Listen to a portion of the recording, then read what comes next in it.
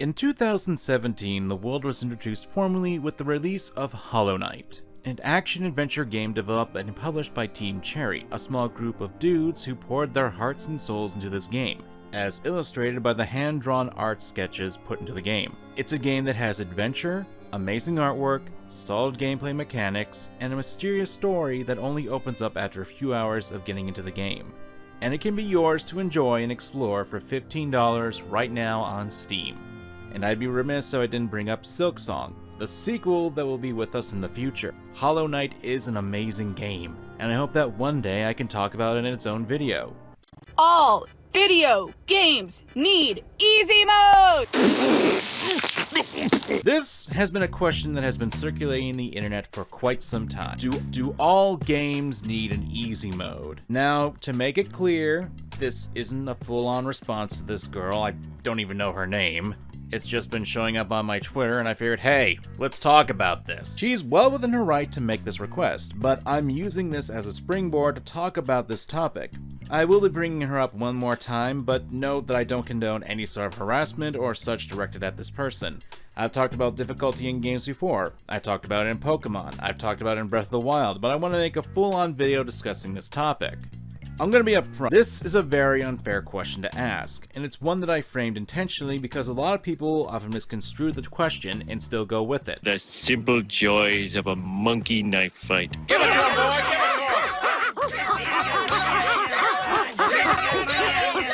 As demonstrated by my audience on YouTube channel and Twitter, if we just follow that question as in terms of my audience, over 61% believe that not all games should have an easy mode, 23% said yes, and 16% said, "Get good, scrub!" Loser! You're a loser! Regardless, I don't think this represents all of gamerdom. No. I think because of my channel, I happen to attract more of the gamer types who enjoy that sort of difficult gameplay. What's my answer to this question? What do I think about this topic? Well, it depends. And it depends on a lot of factors. But before we get into that conversation, I want to talk about the reaction that I saw involving this question. I like to think that a lot of people who advocate for easy modes for all games come from a place of goodwill. It's just that the bad actors just don't want to listen or even entertain any sort of reasoning or explanation people who disagree with them. I'll murderize you! You guys remember when we could, you know, have a conversation without acting like little twats? No! Me neither, but that won't stop me from trying. Now, I am being extremely general here, but from what I saw, due to the responses, there are reasons for and against adding an easy mode in all games. For crowd, allows accessibility, allows more people to enjoy the content, not enough time to get good for the games, and that the other side is stupid/ableist. I hate politics. Those against, allows the creators to express themselves, waters down the experience, not everything is for everyone, and get good, scrubs. Just a typical day on the internet, I suppose. Propose a question and you will find the worst people fighting about this sort of thing. Kill me now. There is one more aspect that I want to bring up before I continue, and that's the conflation with people who have the mental disorders/physical incapabilities of playing games. And here's where I get a little personal. Due to my day job, I run the risk of wrecking my body. I won't go into full details, but it isn't uncommon for someone in my line of work to get hurt seriously. There are times where people have lost full-on limb. Now, so long as I work there, I fear that I myself may lose one of my hands, and lose the ability to enjoy my games that require two hands to work with. I think that for games, adding those kinds of features is an excellent idea. And I'm going to be sick, but here's where I compliment a game that I've been harsh about. Last of Us 2 was actually a good example of doing accessibility right. I joke, but legit. There are so many options that can allow players to customize their experience in order for a large group of people to enjoy the game. And if it does have a messed up narrative and had some of the most dishonest advertising tactics that I've ever seen...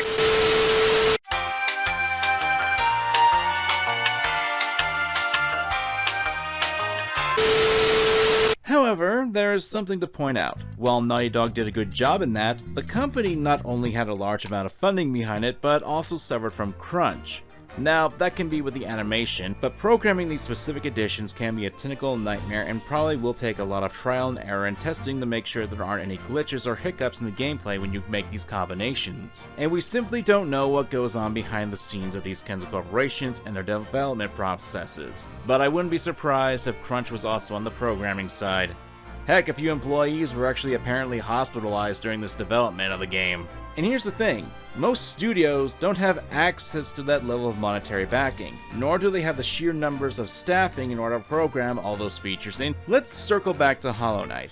Not only are all the characters hand-drawn, but there's only a total of 4 people on the team. And if you look towards how much money they had in their names after their Kickstarter, 58,893 Australian dollars. The money taken from the Kickstarter campaign is under the average yearly pay in Australia for a single person. Here's the thing to note, Kickstarter takes a portion of that too, so they didn't even get all of that. While Team Cherry did meet their goal, we need to remember that the Kickstarter was in 2014, and it took 2 years of development. Heck, the slogan for Hollow Knight's team was to keep it simple. Team Cherry was an unproven studio at the time, and had to struggle in order to get their game done, being very careful with their budget. I hope my point has made itself known. Companies like Naughty Dog, while having a ton of issues with their work ethic, have a lot of funds to their name. Team Cherry did not. And remember, there are only about 3 to 4 people working on Hollow Knight, and they would also have to do a lot of testing of the gameplay for different difficulties in order to make sure that would be consistent for each mode and through the entire 26 to 40 hours of gameplay. And that's just for the main story. Sticking with Hollow Knight, I'd also argue that adding an easy mode where you on with the story would hurt it as well. A prime example would be with Hornet. Probably a very loved character from what I can tell in the series and fandom, as well as being the main character of the upcoming Silksong game. She's also a princess/protector and survived the harshness of hollowness and is working to save all the kingdom from the infection. She's a very powerful character, and when you fight her, you can tell that she has skills as a very powerful character, and one who isn't your typical princess. But on with the story. If you could two-shot her, then that really undermines her character and questions if she really can be strong. Now, to be frank, this isn't a fair argument, since one can easily counter that I can just play on normal mode if it existed, and you're right. But for those who play on easy mode, and only on easy mode, they may not be able to experience Hornet's badassness, or think it's weird that she's been able to survive as long as she did if she can be knocked out in 2 hits. Hypotheticals, yes, but still stuff to consider since on both sides of this argument like to bring up hypotheticals. Let's also talk about difficulty systems themselves and why it's odd. Let's shift from Hollow Knight and talk about Cuphead. In order to make an easy mode possible for the game, the developers literally had to remove content from the bosses. Basically, if you don't know how Cuphead is, the bosses have stages to their fights. Every time you defeat one stage, they change their fighting style and revamp their animations. If you didn't beat them on normal mode, you wouldn't get to view the true ending too. But how would you change this to be more favorable easy mode? Include the cut animations but lower the damage output from the bosses and increase the damage output from Cuphead? Would you have to change the animations? Change the number of things on the screen that can hurt the player? My question is, what would qualify for an adequate easy mode? Should the bosses go down in 1 hit? Should the bosses not be as tanky? I know there was one guy who actually posted there should be a beat the boss button, which is really, You make me sick! here's the rub I'm leading to. There are so many different ways to do an easy mode, and to be frank, there's no guarantee that the easy mode would still be enough for everyone to get past the bosses, save for removing any sort of actual challenge at all. And at that point, what would be the point of playing the game if it's just essentially push the button to win game? For the story? Sure, I can see that, but not every game has the deepest story of all time. Heck, most of Cuphead's story is pretty much straightforward and doesn't have the deepest depth. You're not going to get some deep and life-changing morals from Cuphead other than, hey, don't deal with sketchy guys! My point is this. How are developers supposed to gauge a proper easy mode for games like these? What do they have to do in order to encompass everything, every playstyle, every person, everything they can do in their life?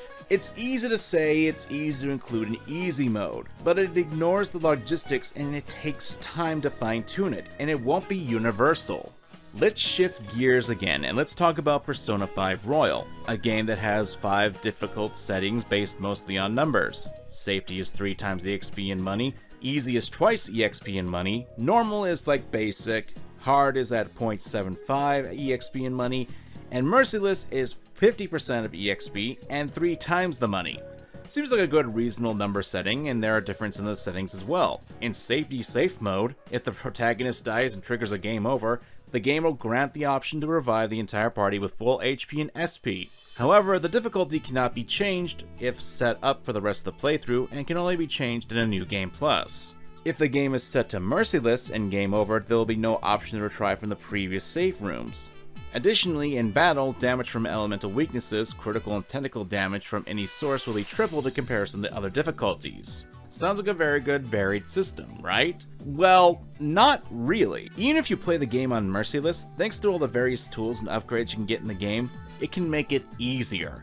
Much easier. There are a lot of factors to this, but let's go with the biggest one, and that's Ryuji's Confidant perk, Insta-Kill. Basically, when you're sprinting into an enemy, Insta-Kill now grants players some of the EXP that they would have gained through a battle, a chance to get items, and the persona. If the players already have a persona that Insta-Kill drops, it converts the new one into experience for the old one.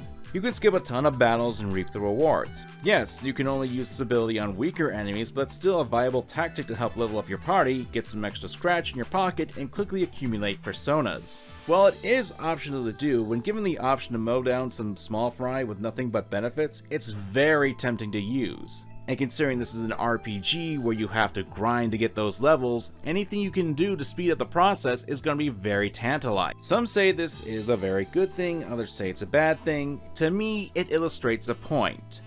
In order to access this ability, you have to actively engage with the game. You have to want to hang out with Ryuji, since his abilities are unlocked the more time you spend with him. You need to engage with the character and the game's mechanics. And that's a joy I think everyone should be allowed to have, and something that I want everyone to experience. I understand that people will want to enjoy the story and just that, but if you just enjoy the story of the games, I feel you're missing out on what makes games different from other forms of media. When you were cooped up in that Soapland office playing non-stop Dragon Quest? Wouldn't be the man I am today without it.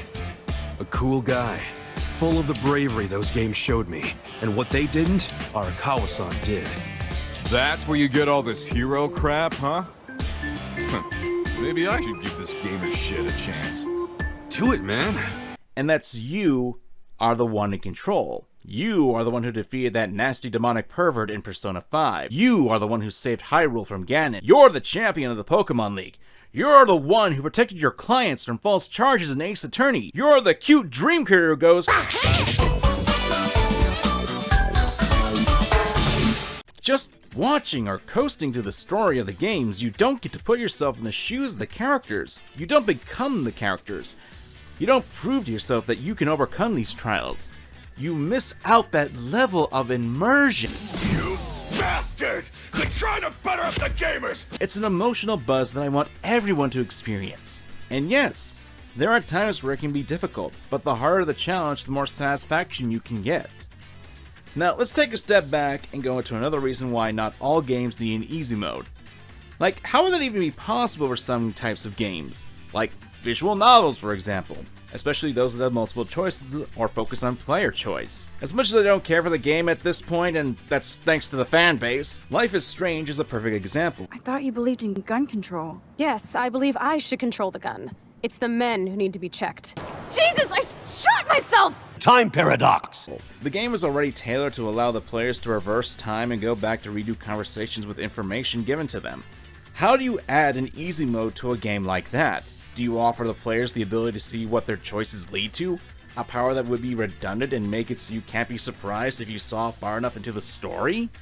Wouldn't that essentially defeat the purpose of finding out what your choices mean and matter to the overall story and remove any sort of surprise?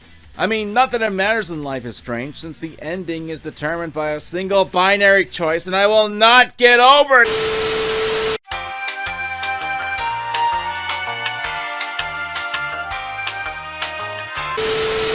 What about a puzzle game, like, say, Professor Layton?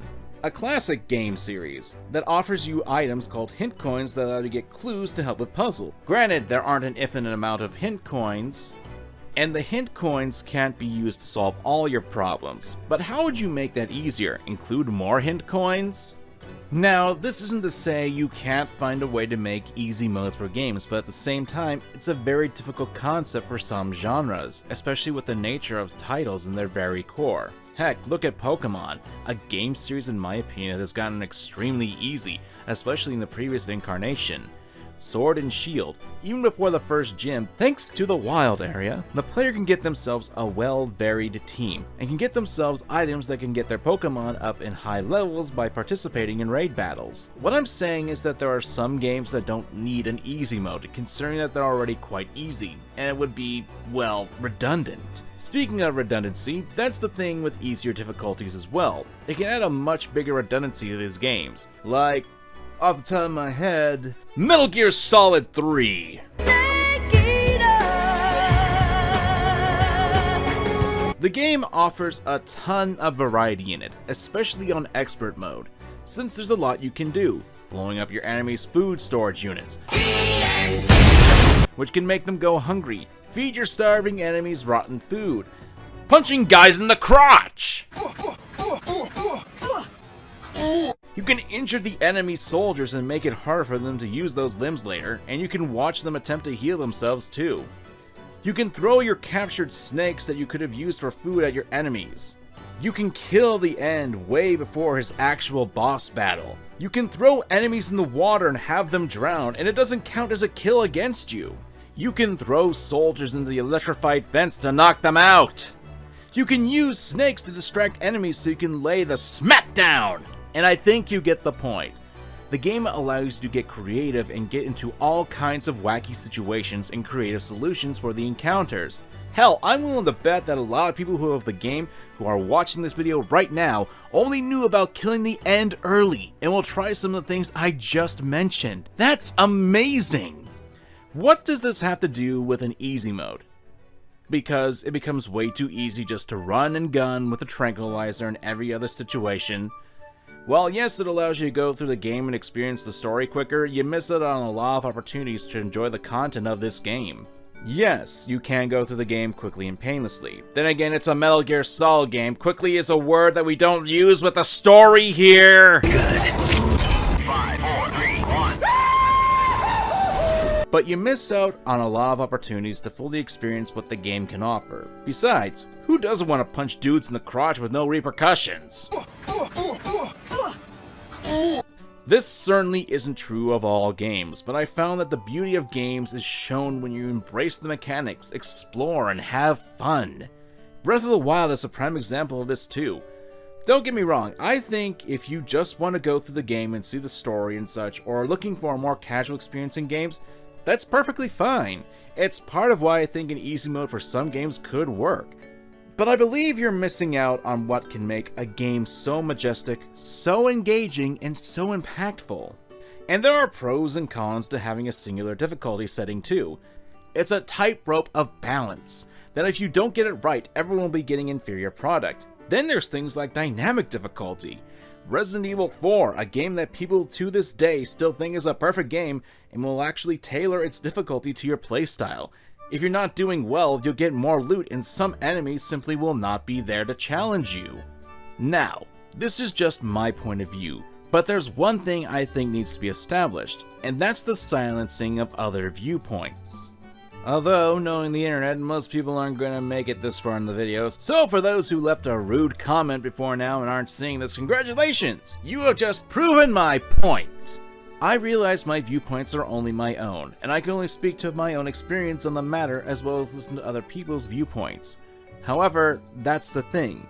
On both sides of this dumb little argument, you got people who are willing to paint the opposing opinion as weak-ass gamers, or people who are entitled. Why do we have to be so mean about this? Why do we have to treat each other as if we're the enemy? Why do we assume things about the other side? Why do we never just talk? I know why we don't do it, it's because Twitter's a fucking terrible site! Discussion has practically died nowadays on the internet because people would rather stick to their little echo chambers and just act like jackasses to people on the outside of that. I personally believe that the creators of the games should have control over what they do with their games, especially what they want to establish for the games and who they want to market to. Let's face it, if you have a friend who has a fear of spiders, you probably don't want to take them to see... Get back! Cross-legged freaks! You'd probably scar them for life. You wouldn't want to give someone who's afraid of seeing blood doom eternal. Developers and creators in general need to be able to determine what audience they need to cater to, lest their projects fail. Hollow Knight is a prime example of that. If you go to their Kickstarter, you can read the overview, which gives a pretty specific picture of who the game was made for in mind. Channeling the art styles of classic games like Metroid, Zelda 2, and Fox and Andu. What the frig is that? Hollow Knight is a 2D action-adventure set in a sprawling, interconnected world. It be the Metroidvania crowd, and considering how popular the game is to this day, they managed to do it very successfully if you ask me. Now, this doesn't mean that the game isn't just for those people in that targeted demographic. It's not like there's some bully on Steam that is saying you can't buy this game because you're a girl or you don't really care for Metroidvanias. And if there is, I think you need to invest in a restraining order. There's nothing stopping you from picking up Hollow Knight. Just because a game is developed with a targeted demographic in mind, that doesn't mean the game is just for those people. Games are for everyone, and everyone can join in the fun. But there are limitations to everything. Should Team Cherry come back to Hollow Knight and install an easy mode? I don't know, but they're kinda busy with their Silksong game, and remember, only 4 people working at the development studio. I respect people who earnestly want to try these games, and I respect those who want to enjoy them. But there are a ton of factors that go into making an easy mode for all games that not a lot of people take into consideration. And I think when you fail to even consider stuff like time constraints, budget, manpower, artistic liberty, and other outlying circumstances, I think you're doing a bit more of a disservice than you think you are. I'm not against putting easy modes in games, but I am against demanding it. I am against getting upset with developers who don't put it in, and I am against people treating each other like crap for simply disagreeing with each other on this topic. I'll end this video with a question. One of the most common responses I've seen about this topic is, it doesn't affect you. No complaining.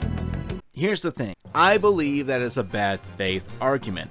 It disguises the core point of a debate rather than addressing the issues, beliefs, and values head on. More often than not, when I see people bring up their concerns with easy modes in all games, and as such, they're met with, again, more often than not, very rude comments about it. Good work, wise ass. Now, I'm not saying that the other side doesn't do this. There are bad actors on both sides from where I'm standing. But for a moment, let me ask you, how do you know an easy mode doesn't affect me? How do you know this? Why do you think it doesn't? This is hypotheticals, remember, I am just saying these questions for it. You're not actually addressing any of the arguments or concerns that I brought up. If it doesn't affect other people, why do they argue about it? It's because people who make this argument are making an objective statement over other people's subjective tastes. The moment you say this and people give you your reasons for why it does affect you, this argument loses its meaning. Now, you can dislike their reasons. Oh, hell no! You can even say that the reasons are non-comparable to the benefits that an easy mode can offer. But at that point, you are now moving the goalpost. You are ignoring the reasoning that people give you, which is what the statement of "it doesn't affect you" is saying, that there is no objective way it can affect your experience.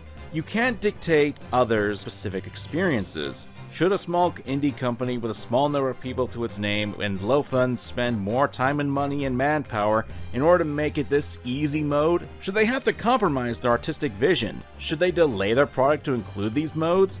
From what I saw, a lot of people sidestep these arguments, Oh, hell no! acting as though it's easy to just program different modes of games that aren't just a cheap number change, which, if you ask me, is the laziest way to make an easy mode. People would say that I'm a gatekeeper, or that I don't want people to play these games, when if you actually paid attention to the last few minutes, I clearly do. But the situation isn't as black and white as people make it out to be. I think it is wrong to say that games are ruined by having an easy mode, but I also think that if a primary game mechanic in your game simply becomes a non-essential one by changing the difficulty, that's a major design flaw. It's a complex subject that people are simplifying and ignoring what the other side is saying, so every once in a while you get some idiot, Let's state the obvious. There's something wrong with me. who asks this question, and crawling out of the woodwork, you get both sides arguing and treating the other side as the spawn of Satan. So where the hell do I stand with this? What's my opinion on this? Well, Thanks for the ad revenue, suckers! Nah. My stance is, as I said before, it depends. God damn it, you cock tease. It's important that people should trust developers to create the experience they want the players to have without having to risk ruining a well thought out design, but players should have more options or tools that allow people to tailor their experience to suit their tastes. Celeste is probably one of the best examples to make this work, where there's only one difficulty setting and that difficulty is tied into the core of the game's story, themes, etc., but its assist mode allows players to modify their experience with the games, such as messing with the speed, stamina, invincibility, I think you get the point, and the developers let you know that the difficulty is part of the intention of how you play, but are still opening the game to other people. I don't think all games need an easy mode. I think games should be accessible to everyone who play, but I don't think every game is for everyone, and I don't think creators should be insulted or forced to create something that doesn't align with their vision. There's a lot more about this topic, but considering that I've been ranting for almost 30 minutes, I do have one more thing to say, and that's holy shit, I made a video talking about video game difficulty and I never once used Dark Souls as an example. Give me my trophy, baby! Oh yeah, don't forget. Always stop by the toilet if you find one, especially before boss fights. You need time to get your thoughts in order. So you know, save your damn game!